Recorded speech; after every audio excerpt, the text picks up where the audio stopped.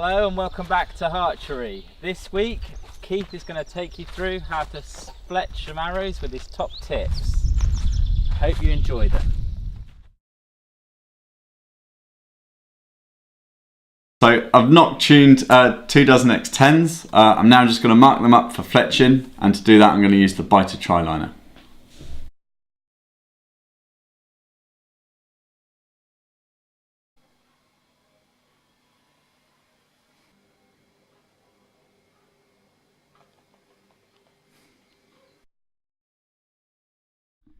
So it's a good idea before you start fletching and marking up your arrows to make sure that they're clean and dry from any debris or grease.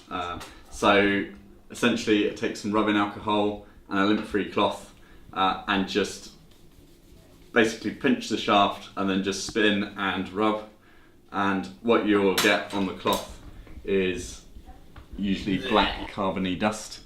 And this is the stuff you're trying to remove in order to ensure fletching tape adhesion.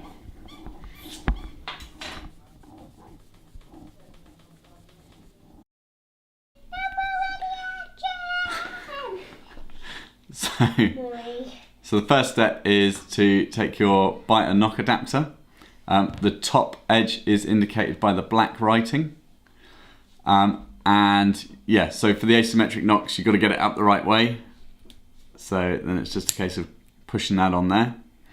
And then you're going to take your biter tri-liner. The top of the string and the line of the string is indicated by this red mark. So you're just going to take the arrow and push it into the bottom, and then just make sure that it is settled in the bottom, like so. So that's now set. And then you can go ahead and close the arms up.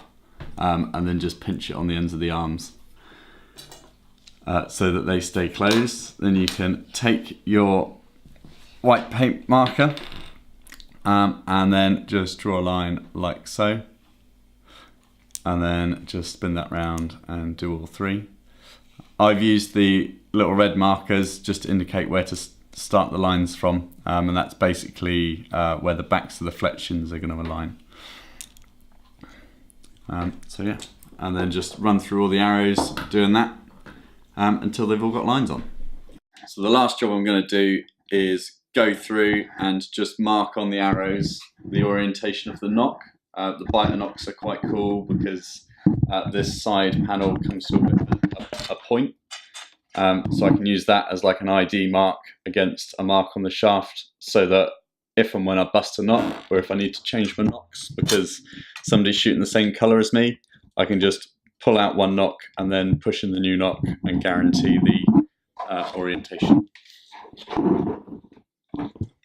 Right, so I'm just going to go through and stick 3 on. To start with, we're going to take off some double-sided sticky tape and stick that on the lines. So let's just go through that. I'm fletching with ele vanes here, so it comes with a roll of tape rather than pre-cut strips, which in some respects is good, but in other respects is not quite as practical.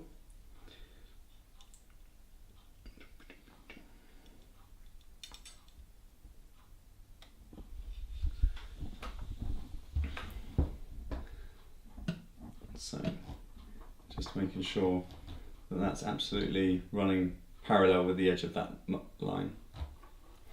So that's one.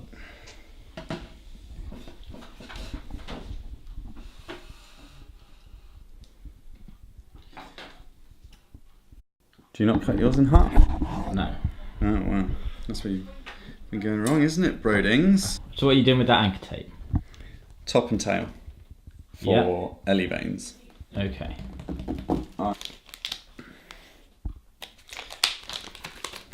We've changed the tape, George. So we've got all 3 tapes stuck on. I'm just going to rub these down with the back of my bulldog clip just to make sure they're on there nice and firm. And then I've got, like in our hacks, list of hacks that we did, we've got an ele vane in a clip. So it's a case of taking one of the backings off and then offering up the reverse side edge making sure it's level with the back of the tape, and then just spinning that arrow over like so, and then we can double check that it lines up. That all lines up pretty good, and then I'm just going to go ahead and rub that down with the back of the bulldog clip. Awesome. That's all fletched up, ready for anchoring now. So I've taken the spinwing anchor tape, which is the shiny black stuff, and I've cut a length that will go around the shaft 2.5 times, and then I've cut that length in half long ways, something that George is kind of frowning at me for, but really I just do that so that you don't have a ton of anchor tape strapped to the back of your arrow. I'm sure it doesn't make that much difference either way. With the ellie vanes, you've got this nice tang either end to be putting tape on, so they work quite well. So that's the front edge done, and then because I am fletching with ellie vanes and they've got the tang at the back, I'm going to anchor the backs as well.